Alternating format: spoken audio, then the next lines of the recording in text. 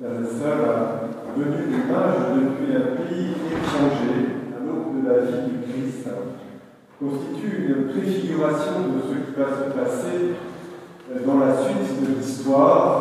La mission du Christ en Israël va s'ouvrir à toutes les nations, et nous en sommes tous ici les témoins, donc nous sommes. Toutes les nations vont venir à lui et l'adorer.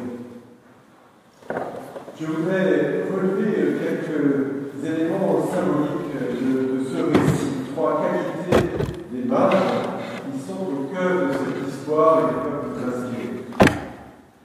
Les mages ont une qualité de discernement.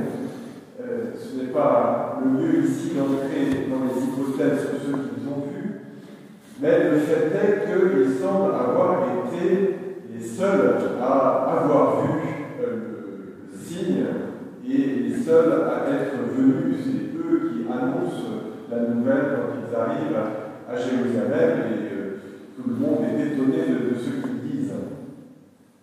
L'hymne du poète Prudence pour l'Épiphanie que nous avons à l'office, c'est un extrait en fait d'un poème beaucoup plus long.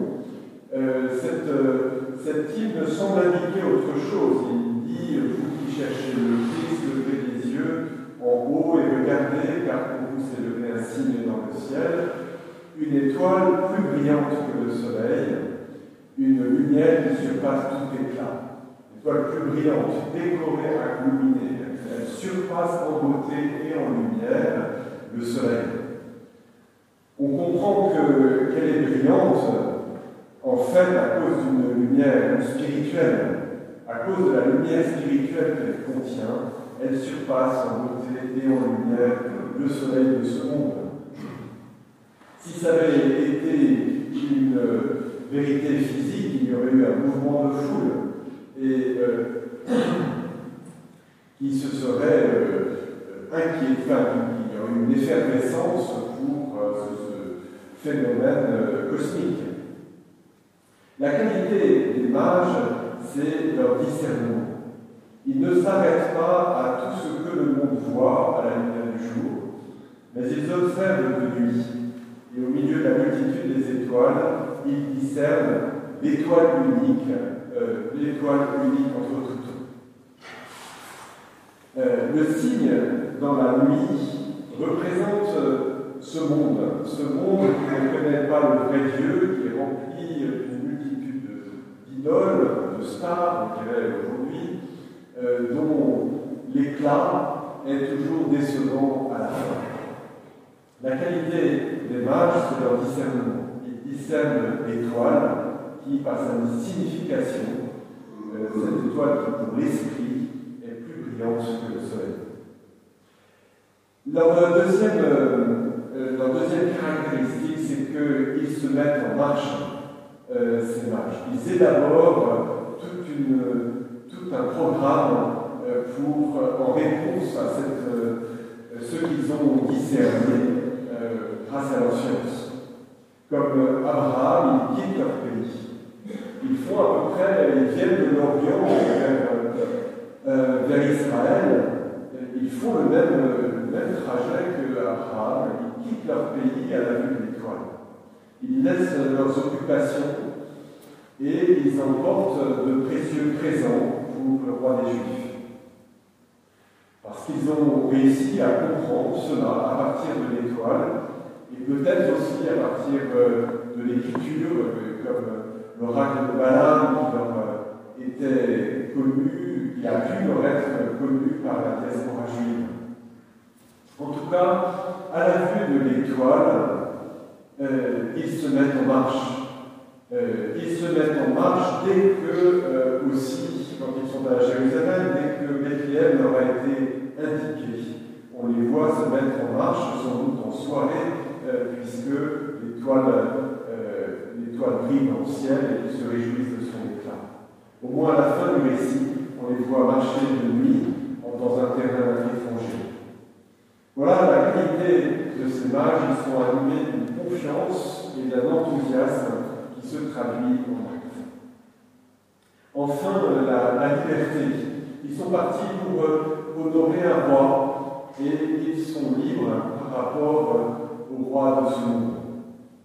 Il semble au début du récit faire une démarche politique. Ils viennent honorer le roi des Juifs qui vient de naître, lui apporter des cadeaux comme font des ambassadeurs, et ils vont chez Hérode, le souverain du lieu, quand ils arrivent à Jérusalem.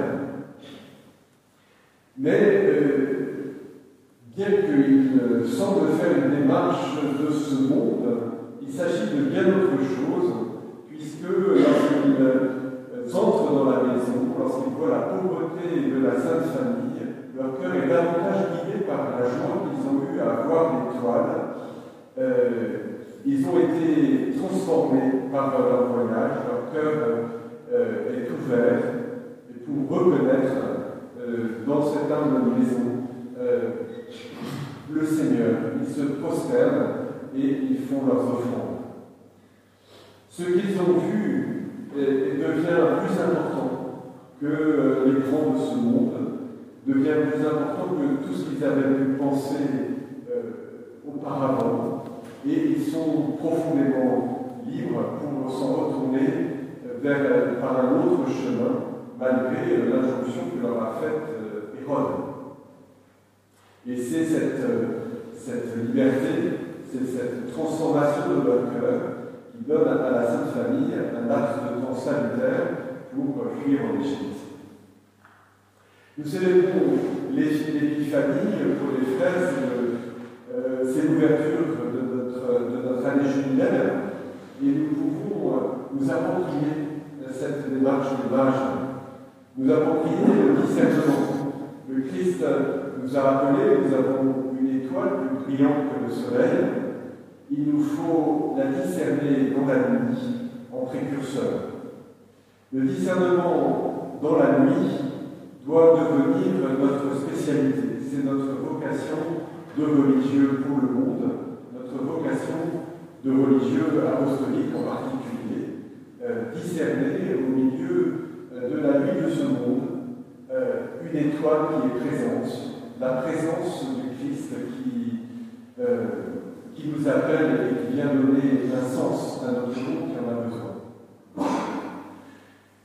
Au moment du jubilé de l'an 2000, un peu après, le Dicastère pour les religieux avait fait paraître un document, Repartir du Christ, qui disait ceci: plus la passe à faire lever est grande, plus la qualité du ferment évangélique doit être grande, et plus aussi le témoignage de vie et le service charismatique des personnes consacrées doivent être forts.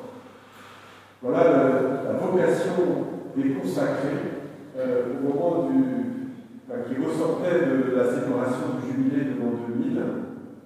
C'est aussi ce qui est demandé de tous les consacrés au moment où nous célébrons le jubilé de l'incarnation, et puis pour nous, frères de Saint-Jean, un appel pour le renouveau de notre communauté, un appel à la qualité du discernement